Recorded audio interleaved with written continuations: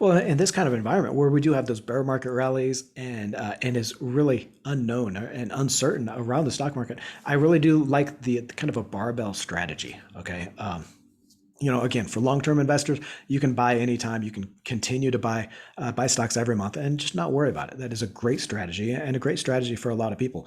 For someone that gets maybe a little bit more risk averse, a little bit more hesitant or scared, panics out of the market, then this barbell strategy is a great one for this kind of a market, right? And what this is you've got, if you think about a barbell with the weights heavy on each side and then kind of just nothing connecting them in the middle, then on one side, you've got like a lot of growth stocks, right? A lot of growthy stuff, higher risk investments that are going to do really well in these bear market rallies when the stock market does jump up, 10 or 15%. And those are going to do well. Those are going to lift up your portfolio.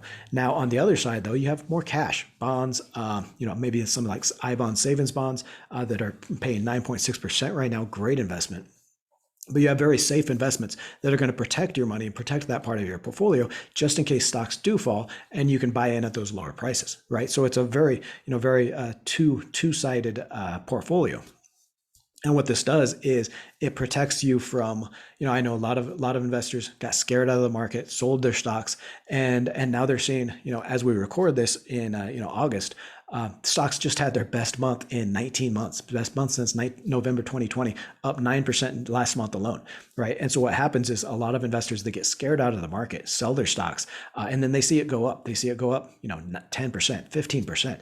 And they think, well, shit, okay, this is the next bull market. I got to buy stocks. I got to buy my stocks back. So they buy in after 15% up.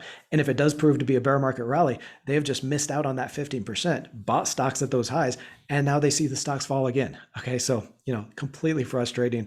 They're going to start losing even more money, and they're just going to give up on the markets, right? So what this does is it keeps you partially invested in the market with those growth stocks. Those growth stocks do better when the market rallies. In fact, some of those like PayPal, SoFi Technologies up 25, 28% over the last month. So outperforming the market. But it still gives you some money set aside just in case the market does fall further. So great strategy, that barbell strategy, to really take advantage of either scenario.